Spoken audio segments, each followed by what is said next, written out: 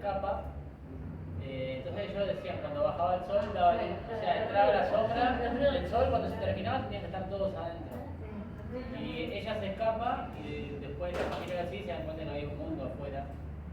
Y que no estaban haciendo, o sea, estaban como siendo muy repetitivos en todo lo que hacían, todos los días. Hacían lo mismo siempre. Es más o menos así. ¿Cómo salen? Porque el tema es que tienen que salir todos de la caverna. ¿Por qué cuenta esto? ¿Por qué es que ven sombras? Dale.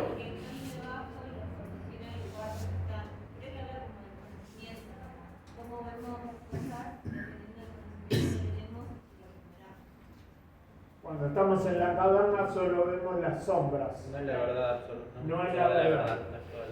No es la realidad. Vemos las sombras de la realidad porque hay una luz afuera que las proyecta.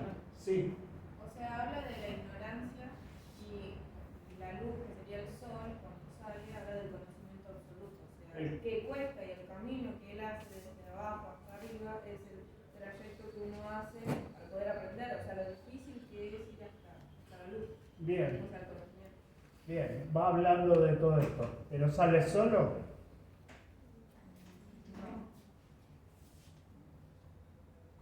¿Cómo se saca la cadena? ¿Cómo camina? ¿Qué le pasa viniendo de las sombras al salir y ver la luz?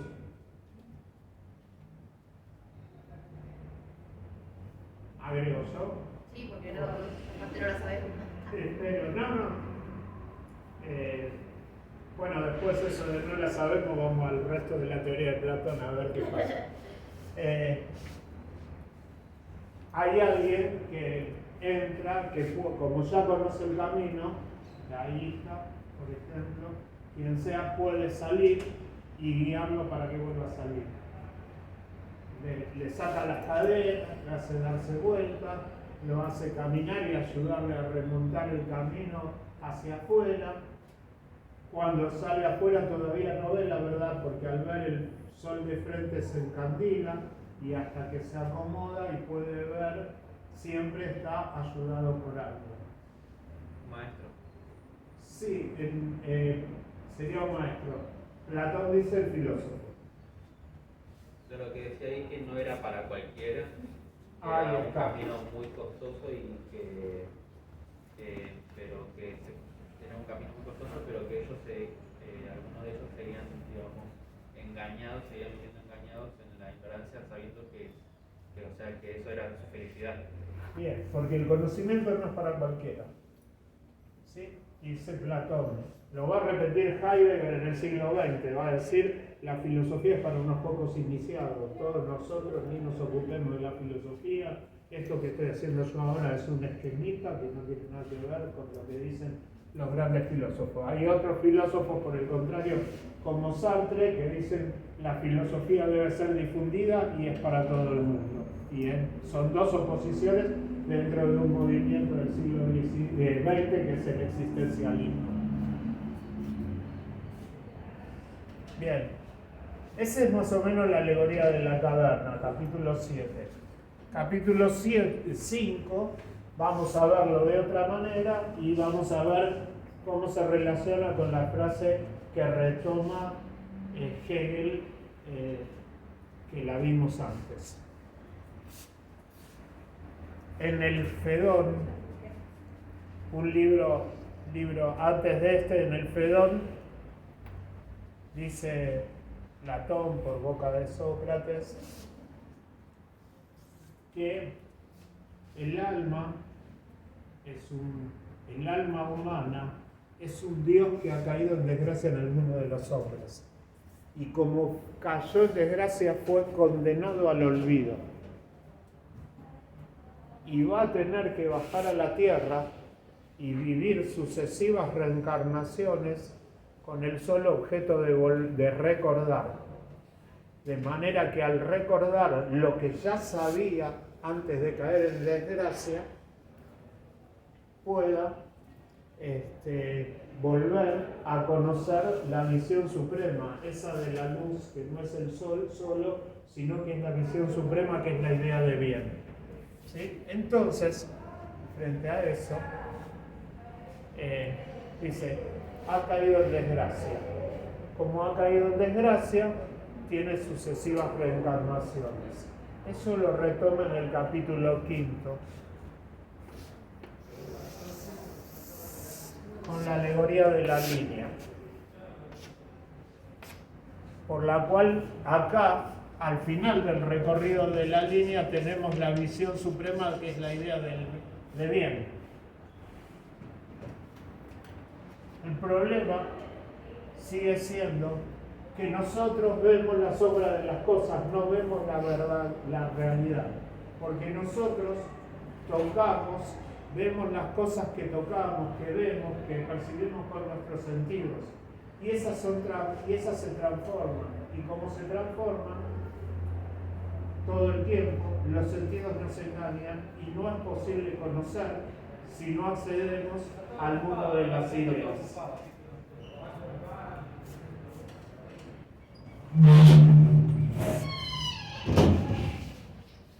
Si no accedemos al mundo de las ideas. Así que lo que hace falta es bajar a la tierra y subir varias veces, bajar, reencarnarse, subir, ir al mundo de las ideas para volver a verla.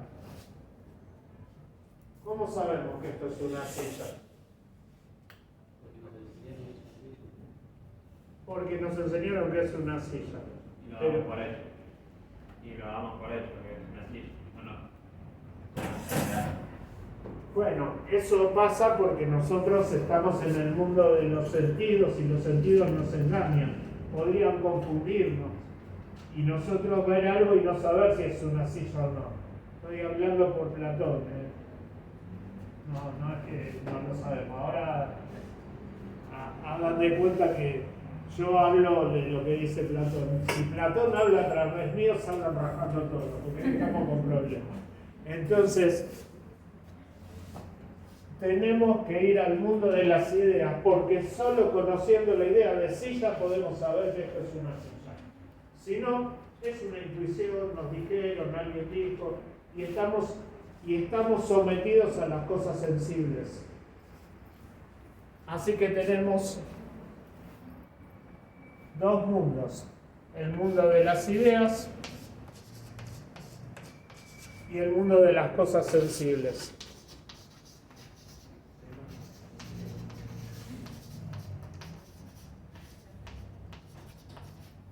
Ahí. En el recorrido que hacemos, vamos a hacer sucesivas reencarnaciones, vamos al mundo de la idea, tratamos de recordar, no recordamos, volvemos. Miren un segundito lo que yo hago con la mano, porque no me sale dibujarlo. Vengo al primer paso del mundo de las cosas sensibles, me reencarné.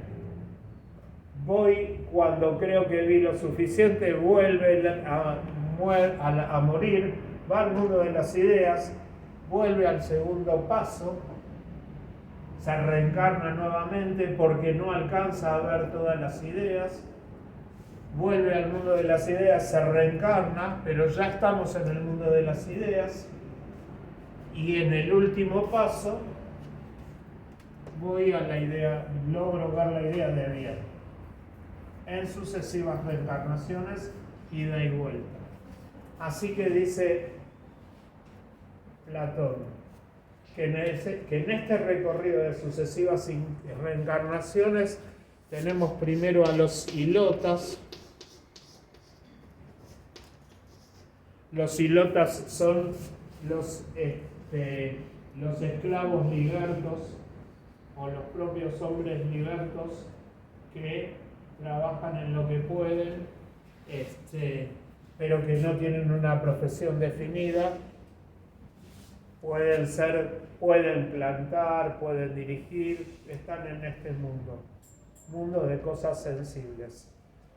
Hay un segundo que es el de metecos y periecos, dicho en griego. También en el mundo de las cosas sensibles, metecos y periecos son los comerciantes y son los artesanos.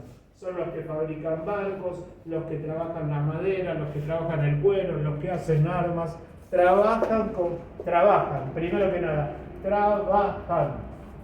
¿Se dedican a qué? A la negación del ocio. Dicho de otra manera, se dedican a los negocios. Trabajan. Estos seres que trabajan no han tenido el verdadero conocimiento. No llegan al mundo de las cosas sensibles, y de las cosas ideales, de las ideas. Cuando llegamos en un tercer momento, que es el momento en el cual están los guardianes. No recuerdo cómo se dice en griego. ¿Quiénes son los guardianes? Todos los que están en la academia, los jóvenes que van a aprender a luchar, que van a aprender a pelear, que desarrollan las artes físicas. No son todos, ¿sí? Son los que pertenecen a la aristocracia, los que están cerca del Olimpo.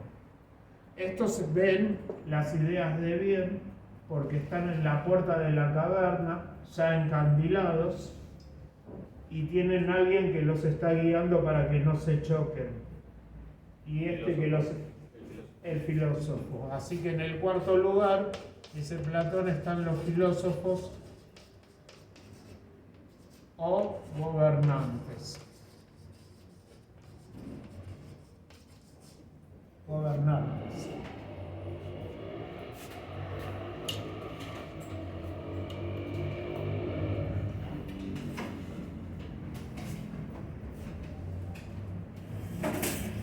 Fíjense que esta es toda una teoría del conocimiento, de la educación y de la política. Si ustedes lo ven, dice, ¿cómo es el proceso del conocimiento? No, bueno, alguien cayó en desgracia, perdió las ideas, perdió el mundo de las ideas, y de ahí idealismo, ideas en el sentido no de tener una idea, ideas en el sentido de entes con existencia propia metafísica, más allá de la física, que representan la esencia de las cosas. Si no conocemos las ideas, no conocemos la esencia de las cosas, solo conocemos las cosas sensibles. Así que tenemos alguien que olvidó, una teoría del aprendizaje, aprender es recordar, ¿sí? Aprender es recordar, una teoría de la enseñanza, el que enseña es el que llega a las visiones máximas y está al lado del poder, filósofos o gobernantes, no enseña a otro, y tiene un grupo de guardianes, teoría política, que además se están acercando al conocimiento. Estos, si no pasan de acá, solo conocen cosas sensibles, no llegan al verdadero conocimiento, no llegan a la idea de bien. Hay una teoría de la educación y de quiénes pueden llegar a cada lugar. ¿Está? ¿Quiénes pueden llegar y quiénes no? Esto es una teoría de la educación. Con esta teoría de la educación, con esta teoría de la política, con esta teoría del conocimiento, se empieza a desarrollar toda la estructura del idealismo, que después desemboca de nuevo, como dije en Hegel, subir y bajar, sucesivas reencarnaciones, la astucia de la idea suprema, la idea donde están las verdades. Entonces, con esto se inicia todo el camino del idealismo. ¿Con quién discute Platón? ¿Con quién discute? Con los sofistas. Ustedes van a ver que va a haber un grupo que están puestos ahí, un grupo con los cuales discute, que son los sofistas. ¿Quiénes son los sofistas? Unos tipos que se dedican a enseñarle a este grupo y, válgame Dios, cobran por enseñar. No enseñan en función de la idea de bien, cobran por enseñar. Y entonces tenemos tres grupos, por lo menos, tres grupos sociales. Y entonces tenemos tres educaciones, por lo menos. Tenemos una educación que está dirigida a quienes van a dirigir la sociedad. Tenemos otra educación que está dirigida a los que trabajan. Y acá falta un grupo, ¿eh? Hay un grupo acá que es el tercer grupo, que es un grupo ignorado. ¿Qué está faltando? ¿Qué sociedad es esta? Lo dice volviendo a lo que tienen apuntado ahí. ¿Qué sociedad es esta según el tipo de producción, según lo que dice Aníbal Ponce?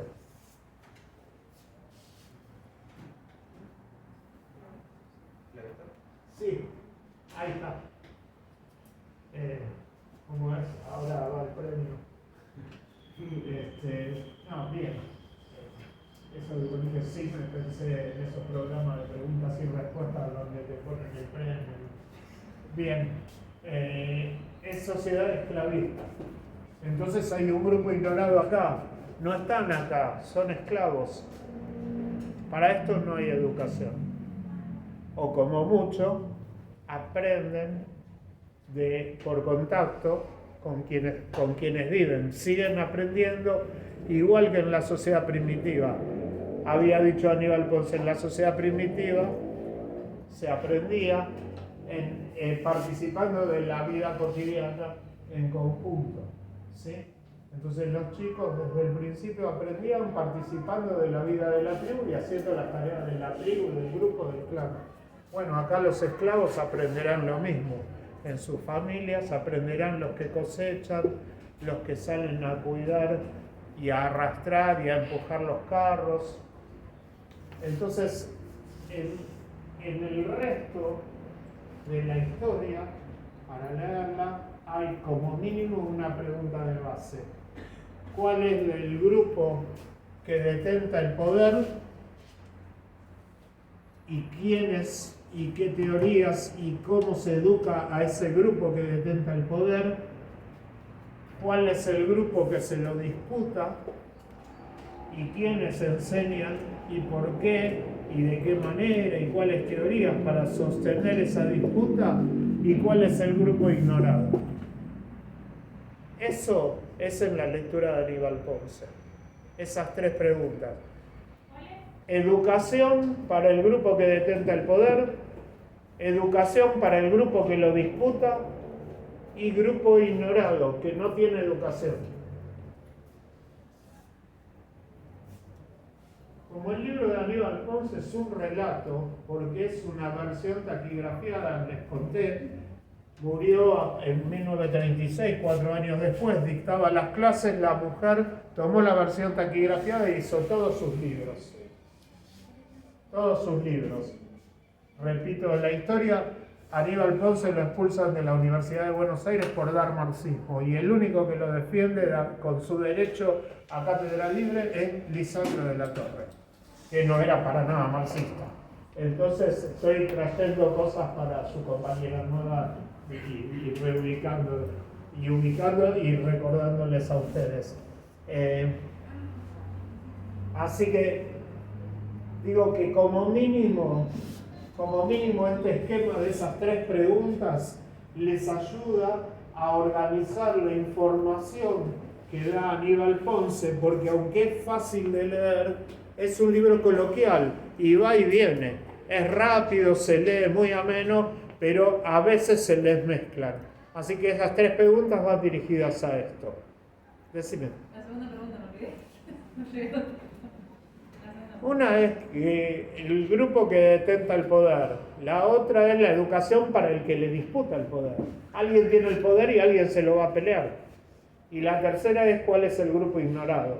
Traten de ir organizando la información como ejemplo, qué pasa durante el Renacimiento, cuando empieza a desarrollarse la burguesía, pero el poder todavía lo tiene.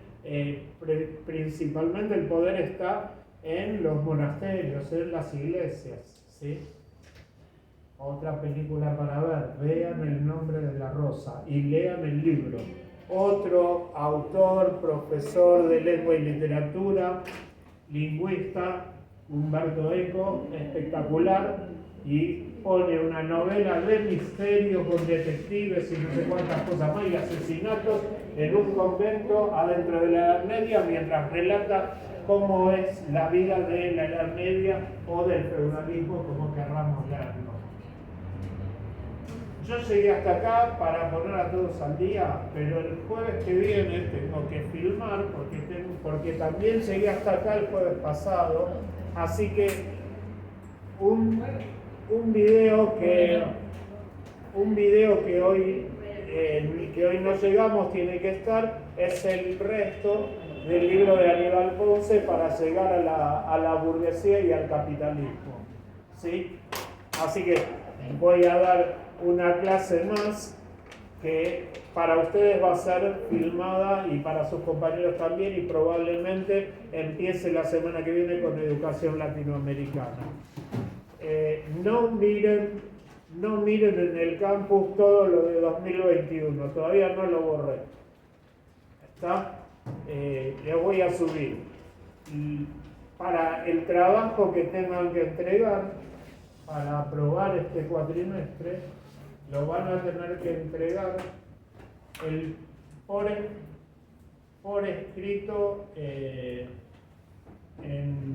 Después vamos a dar las normas, pero por escrito por internet, me lo van a tener que mandar en mail, no en papel, ¿sí?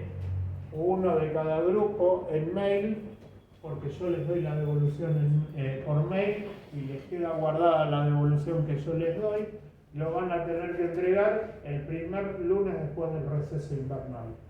Eso significa que tienen todo el receso invernal para juntarse en grupos y cumplir con esta tarea para aprobar el primer cuatrimestre.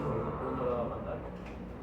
El último día antes de las vacaciones. Pero igual, de nuevo, lo pueden ir haciendo ya formando los grupos, porque lo que ustedes tienen que hacer es tomar la historia de la educación mundial, las cosas que estamos viendo, y tomar la historia de la educación latinoamericana y con todo lo que van sacando decir que es ser profesor o profesora de lengua y literatura. Con lo cual quiere decir, bueno, de todo esto de la historia yo empiezo a sacar qué clase de docente quiero ser. Así que de todas estas cosas que dije hoy, ustedes pueden sacar ya ideas y anotárselas y escribir. Y de esa manera van construyendo el trabajo, así que vayan formando grupo para esta materia, pero ya saben cuál es la fecha de entrega. La consigna la doy en la semana anterior a que ustedes tengan receso invernal, la repaso con ustedes, pero la consigna es esta, no va a cambiar. Tienen que escribir entre 4 y 8 páginas que no pueden ser un texto de opinión. Eso quiere decir que después vamos a ver las condiciones, pero eso quiere decir que cada cosa que digan tienen que sostenerla con alguna de las lecturas. No pueden solamente escribir, y para mí ser profesora de lengua y literatura es darle a leer todo y entusiasmarlos porque a mí me gusta y yo los voy a entusiasmar y voy a brindar el mejor de mis esfuerzos. Eso es charla de café. No hay ningún problema con las charlas de café, pero no es lo que vinieron a buscar acá. Y si no es lo que vinieron a buscar acá, y tendrán que cumplir igual porque hay una consigna en la materia que ustedes necesitan. El trabajo lo tenemos que proporcionar con un fragmento de lo que leímos. La idea es que vayan poniendo, en lo posible, vayan poniendo fragmentos que relacionen lo que ustedes dicen con lo que leyeron, de manera que vayan aprendiendo a hacer un trabajo académico. Pero que no sea una opinión. Si es una opinión sola, yo te tengo que preguntar de dónde lo sacaste. Y entonces, cuando yo te diga de dónde lo sacaste y vos me decís, no, porque Aníbal Ponce en tal página dice tal cosa, te voy a decir, ¿por qué no lo pusiste dentro del trabajo? Porque yo no digo, para que quede claro, no se da nada por sentado, nada por sobreentendido, no nos entendemos entre nosotros. Ustedes cuando hacen un examen o cuando hacen un trabajo, no escriben para el profesor, escriben porque los contrataron para hacer una revista y no saben cuál es el público. Escriben para un tercero que no está acá, porque ese tercero que está acá no tienen ninguna connivencia con ustedes y por lo tanto no pueden dar nada por sobreentendido. Tienen que imaginar que hay un público que está afuera, allá, y a ese público le tienen que explicar. Y ese público le va a decir, ah, qué bueno todo lo que estuviste leyendo. Es una prueba dárselo a alguien que no sepa nada del tema. Porque ese público le va a decir, ah, qué bueno todo lo que estás estudiando, qué interesante, me gusta, no me gusta, pero mira qué bueno, esto yo no lo sabía. O le va a decir, ¿para esto vas al instituto? Si esto te lo dije yo el sábado a la noche cuando salimos y nos tomamos una birra. ¿Se entiende la diferencia? No, digo porque es una conversación. ¿A qué vienen acá? A tener un título profesional. A tener un título profesional que les permita trabajar, pero que además les permita fundamentar su trabajo, cuidar su trabajo y progresar en su trabajo lo más que puedan hasta donde lleguen. La única manera es empezando a utilizar la teoría en relación con las cosas que están haciendo. De todas maneras, si no lo pueden hacer, es la condición de estas materias. O sea que el trabajo va a ser la condición de esa consigna, pero en el libro de la ¿Cómo en el libro? Claro, cuando yo el libro de Daniel Ponce sacamos la... El libro de Aníbal Ponce o cualquiera de los otros dos.